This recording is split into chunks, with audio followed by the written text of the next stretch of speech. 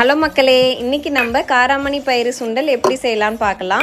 அதுக்கு நம்ம காராமணி பயிரை 4-5 வாட்டி அலசி கல் இல்லாமல் அரிச்சு எடுத்துக்கலாம்.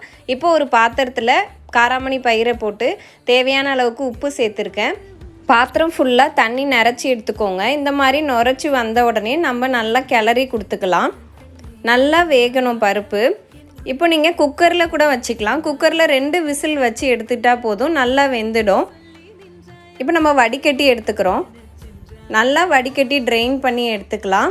வீடியோவை ஸ்கிப் பண்ணாமல் பாருங்கள். கண்டிப்பாக இந்த வீடியோவில் ஒரு ட்விஸ்ட் இருக்குது. நாங்களே அதை எதிர்பார்க்கல. தாளிப்புக்கு 1 ஸ்பூன் எண்ணெய் ஊற்றிருக்கேன். நான் ஒரு லூஸுங்க, ஆக்ஷன்லேயே சொல்கிறேன். எங்கள் அப்பா கிட்ட அடுப்பை ஸ்லோ பண்ணுங்கன்னு கடவுள் தம்பருப்பு பொரியும் போது அப்பாவும் அதை கவனிக்கல. கருவேப்பிலை போட்டாரு பாருங்க. என் ஃபோன் நாளைக்கு வீடியோ எடுக்கவே இருக்காதுப்பான்னு கத்துறேன். அப்புறம் அதெல்லாம் ஒன்றும் இல்லைம்மான்னு கேஷுவலாக சொல்கிறாரு. வீடியோவை சப்ஸ்கிரைப் பண்ணிக்கோங்க. பாய், எனக்கு சப்போர்ட் பண்ணுங்கள்.